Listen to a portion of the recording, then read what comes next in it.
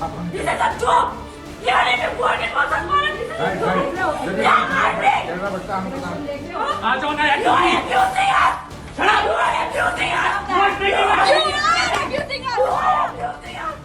के मालवीय नगर इलाके का एक वीडियो वायरल हो रहा है, जिसको लेकर आरोप लगाया जा रहा है कि मालवीय नगर इलाके में ही रहने वाले पति पत्नी के द्वारा नॉर्थ ईस्ट की रहने वाली छात्राओं के खिलाफ अभद्र टिप्पणी की गई है, उनके खिलाफ अभद्र गलत भाषा का इस्तेमाल किया गया और ये पूरे मामले को लेकर के उन लोगों ने पुलिस को शिकायत दी है, जिसके बाद पुलिस इस पूरे मामले की जांच कर रही है। अब जो आरोपी हर्ष हैं, जिनके ऊपर आरोप लग रहा है, उनके एडवोकेट गौरव जी हमारे साथ, हम इनसे बात करेंगे और समझेंगे कि ये पूरा मामला क्या है और क्या ये जो आरोप लगाया जा रहा है इसमें क्या बात है, ये अपना पक्ष बताएंगे। जी, आप अपना परिचय दे दीजिए। मैं एडवोकेट गौरव और मैं हर्ष सिंह और रूबी जैन का एडवोकेट हूँ और मैं उनको रिप्रेजेंट कर रहा हूँ इस मैटर में, जिसमें आरोप लगाए गए हैं कंप्लेनेंट्स के द्वारा कि नस्लीय टिप्पणी और भेदभाव का उनके साथ व्यवहार किया गया है। इसके संदर्भ में मैं आपको सबसे पहले तो ये स्पष्ट कर देना चाहता हूँ कि ये नस्लीय भेदभाव का मामला नहीं है, ये आपसी पड़ोसियों के बीच में नोकझोंक का मामला है। दोनों पार्टी एक दूसरे को अच्छे से जानते हैं और जो इंसिडेंट हुआ है उससे एक दिन पहले भी उनकी अच्छे से बातचीत हुई थी और इंसिडेंट के बाद भी बातचीत हुई है। और इंसिडेंट के बाद जो कंप्लेनेंट्स है उन्होंने भी ये चीज़ अपनी स्वीकारी है कि अगर हर्ष, जो कि उन्होंने ही पहले पुलिस को बुलाया था, वो नहीं बुलाते तो कंप्लेनेंट्स भी पुलिस को अपनी शिकायत नहीं देती। अब मामला एक्चुअली बहुत छोटी बात पे स्टार्ट हुआ था। हर्ष अपने घर में फ्लैट में जो है लंच कर रहे थे और सडनली उनको एक बहुत तेज आवाज़ महसूस होती है। वो बाहर बालकनी में जाके देखते हैं तो उनके एसी पे कुछ पत्थर गिरे होते हैं और घर में उनके डस्ट आना शुरू हो गया था। इसी चीज़ को वो ऊपर वाले फ्लैट्स में जाके पता करते हैं तो और कंपनसेशन की डिमांड रखते हैं। इस वजह से बहस हो जाती है, तू मैं होती है, आर्गूमेंट्स होते हैं और वो जो उस टाइम पे बातें बोली गई, हमारे क्लाइंट को काफ़ी जाति सूचक बातें बोली गई और जो भी चीज़ें बोली गई उसका वीडियो तो उन्होंने, हमारे क्लाइंट ने नहीं रिकॉर्ड किया। पर उसके बाद जब पीसीआर कॉल करके हमारे क्लाइंट ने ही पुलिस को बुलाया, फिर जब पुलिस की मौजूदगी में ये सब चीज़ें हुई तो चुपके से वीडियो बनाई गई और वीडियो बना के जो है उसको आइडेंटिटी अपनी सुरक्षित रखी और दूसरी पार्टी की डिस्क्लोज कर दी गई। और उसमें आप देखेंगे वीडियो में भी काफ़ी कट्स लगे हैं, पूरी वीडियो नहीं है, दूसरा पक्ष बिल्कुल मतलब छेड़छाड़ हुआ है वीडियो से, आपका कहना? छेड़छाड़ तो हम नहीं कह पाएंगे, पर यह है कि उसमें काफ़ी मतलब पूरा पक्ष नहीं दिखाया गया कि वीडियो से पहले क्या हुआ, वीडियो के बाद क्या हुआ।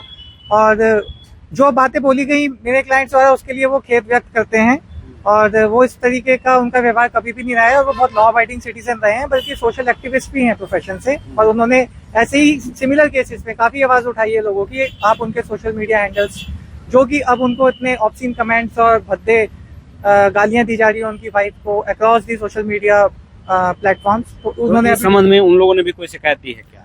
उन्होंने ही पहले कंप्लेंट करी थी और उनकी कंप्लेंट्स पे कोई एक्शन नहीं हुआ, पर दूसरे पक्ष ने इसमें वीडियो बना के डाल दिया। और जैसे कि आजकल सोशल मीडिया पे होता है कि एक वीडियो वायरल हो जाता है, दूसरे पक्ष को बिना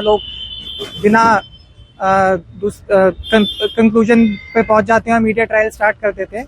तो मेरी यही रिक्वेस्ट है कि दोनों पक्षों की बात सुने, उसके बाद ही किसी कंक्लूजन पे पहुंचे, क्योंकि ज़्यादातर ऐसे केसेस में यही होता है और पहले भी हुआ है कि एक पक्ष की वीडियो आती है और आम जनता की राय उनके खिलाफ में बन जाती है, फिर 2-3 दिन बाद दूसरे पक्ष का वीडियो आता है जिसमें फिर तब। तो इसमें इस पूरे मामले में आप लोगों को क्या पता चला? आपके जो क्लाइंट है उनके खिलाफ मामला दर्ज कर लिया पुलिस ने? उनके खिलाफ मामला दर्ज कर लिया गया है, FIR हुई है 3 धाराओं में। एक तो 153 IPC है, भारतीय न्याय संहिता में हुई है, पर IPC के मैं सेक्शंस बता रहा हूँ अभी, बस सेक्शन नंबर चेंज है नए कानून में, जिसमें नस्लीय भेदभाव का आरोप है 153A में और 506 में क्रिमिनल इंटिमिडेशन है, 509 में आउटरेजिंग ऑफ मॉडेस्टी का है। अब बाकी आरोप प्रत्यारोप तो न्यायालय में ही साबित होंगे। बाकी मेरे क्लाइंट काफ़ी इस चीज़ को लेकर खेद है उनको कि ऐसा हीट ऑफ द मूवमेंट में, आर्ग्यूमेंट में अक्सर कि दिल्ली में इस तरीके की चीज़ें हो जाती हैं। तो ये आपसी पड़ोसियों का मामला है, नस्ली भेदभाव का बिल्कुल भी मामला नहीं है, क्योंकि पड़ोसी हैं, इतने साल से टाइम से एक साथ रह रहे हैं।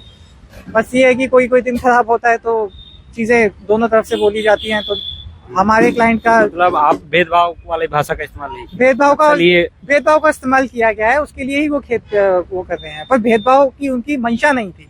वो जो उन्होंने शब्द बोले हैं वही चीज दूसरी पार्टी ने भी उसमें बोले हैं। उन्होंने भी उस चीज को रिपीट करके बोला, रिस्पांस में बोला। पहले प्रोवोकेशन हमारे क्लाइंट को आया, उन्होंने जब रिस्पांस में बोला तो वो फिर उस चीज का वीडियो बना के वायरल कर दिया गया।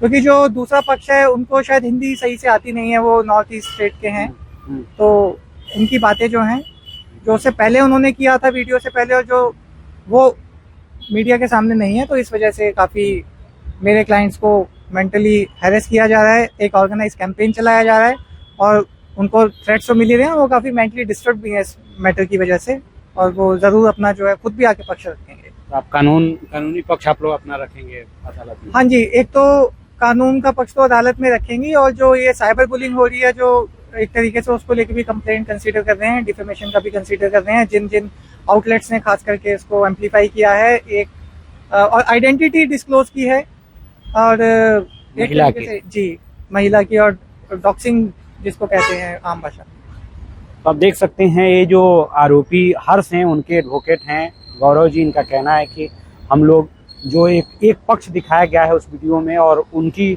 हमारे क्लाइंट की वैसी कोई भावना नहीं थी जो प्रस्तुत किया जा रहा है, लेकिन फिर भी वो इस घटना के लिए खेद व्यक्त करते हैं।